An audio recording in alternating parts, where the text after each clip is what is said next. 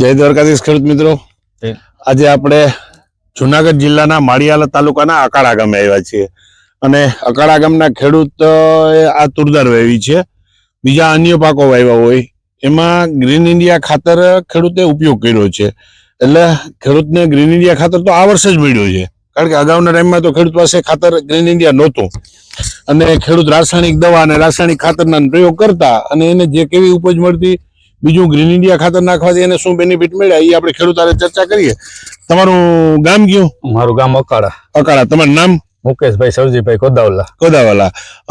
તમારો mobile number? 81 હવે મુકેશભાઈ, હા, ટૂંકમાં આ તમે તુરદાર વાવી છે, તમે આમાં ગ્રીન ઇન્ડિયા ખાતર વાપર્યું છે, પણ ગ્રીન ઇન્ડિયા ખાતર તો હવે આ ભરતભાઈ વેચે છે અને ટૂંકમાં તમને ધ્યાનમાં આવ્યું, પણ અગાઉના સમયમાં તો તમારી પાસે ગ્રીન ઇન્ડિયા ખાતર નહોતું. તો ત્યારે તમે કેવી રીતે ખેતી કરતા? ત્યારે રાસાયણિક થી. અને આ વર્ષે તમે ગ્રીન ઇન્ડિયા થી કરી છે. તો તમે અગાઉ રાસાયણિક થી ખેતી કરતા એમાં અને આજે આ વખતે તમે ગ્રીન ઇન્ડિયા ખાતર નાખ્યું, બે વચ્ચે તમને તફાવત શું લાગે? સારામાં સારો તફાવત. સારામાં સારો મતલબ એટલે કેવા પ્રકારનો તફાવત? કે દાખલા તરીકે તમારા છોડની નરવાઈમાં અને નાનેથી ફૂટ, ઓલું અમારે રાસાયણિક વાપરીએ એટલે બાલી જાય ઝાડવું મોટું થઈ જાય. તમે સમજ્યા, જે ફૂટ લે એ ફૂટ નો લે. બરાબર, સમજી ગયા તમે? અને આ ધીમી ગતિએ ફૂટ લેતી જાય. બરાબર. અને બીજું આમ છોડની નરવાઈ એટલે મતલબ આમાં તમારે રાસાયણિક દવાના સ્પ્રે કર્યા તમે?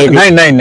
એક સ્પ્રે હજી કોઈ અડાડ્યો જ નથી. તો હવે કરવાય નથી, કર્યા નથી તો હવે કરવાય નથી.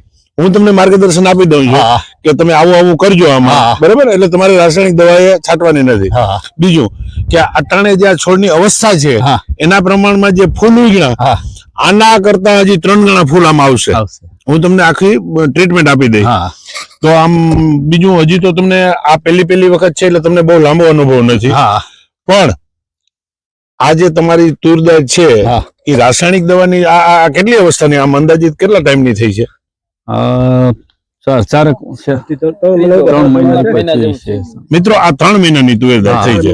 હવે જે રાસાયણિક થી તમે તુવેરદાર વાવતા એ 3 મહિનાની તુવેરદાર માં આવી અવસ્થા આવતી ખરી? ના, હવે આમ આની અવસ્થા લાંબી થઈ જતી, પણ નીચે જગ્યા બધી ખાલી રહે. નીચે એટલે ટૂંકમાં નીચેથી આમાં ફૂટ બહુ છે. હા, ફૂટ બહુ છે. તમે સમજો ઘેઘુર છે. આ રાસાયણિક વાપરેલું હોય તો અટાણે ઈડે પૂગી હોય, પણ નીચે જગ્યા બધી ખાલી હોય. સમજાઈ ગયું. એટલે નીચેથી જ એકદમ ફોટો પકડી લે છે. વૈજ છે ને ધીમી ગતિ હાલે, મતલબમાં ઓલી આને પૂરી તાકાત મળી જાય એટલે ઊંચું ભાગે, એટલે નીચેનો ભાગ બધો ખાલી રહે. બરાબર છે. તો હવે આમાં તમારે છે ને, મેં તમને જે સમજાવું એ પ્રમાણે આમાં દવા તમે છાંટજો. એટલે દવા એટલે રાસાયણિક નહીં, આપણા જ ખાતરની દવા બનાવવાની છે. એમાં ગોળ નાખવાનો છે અને એમાં ગોળ નાખ્યા પછી આ દ્રાવણ તૈયાર થઈ જાય ત્યારે 1 લીટર દ્રાવણ અને પંપની સાથે 250 ml ગાયનું દૂધ અને 250 ml ગાયનું ગૌમૂત્ર નાખી અને તમારામાં સ્પ્રે કરવાનો છે. આ ફ્લાવરિંગ અવસ્થા તમને જે દેખાય છે ને, આના કરતા 3 ગણી ફ્લાવરિંગ અવસ્થા આવશે.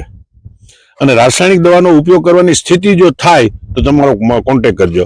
બીજું, માળિયા હાટીના આ વિસ્તારમાં અકાળા છે, પછી આસપાસના બીજા જે ગામડા હોય એ ગામડાના કોઈ ખેડૂતને ખાતર લેવું હોય તો અમારા ડીલર છે ભરતભાઈ. બીજું કે આ વિડીયોની અંદર આ ખેડૂતનો નંબર આપશું, મુકેશભાઈનો. હવે જે નંબર આપીએ ને એમાં તમે ખેડૂતનો અભિપ્રાય મેળવજો અને ખેડૂતને પૂછજો કે ભાઈ ખરેખર તમને શું રિઝલ્ટ મળ્યું છે. બીજું, અમારે ભરતભાઈ અમારા જે ખાતર વેચે છે, ભરતભાઈ તમારો મોબાઈલ નંબર બોલો. 9909543738.